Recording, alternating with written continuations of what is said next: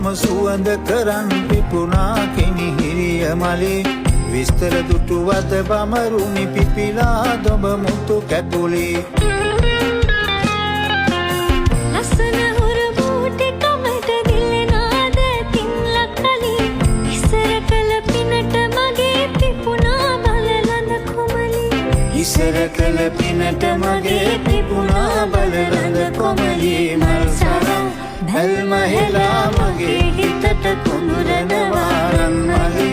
ඉතක දමන් මල් වාරම් කියවෙනවා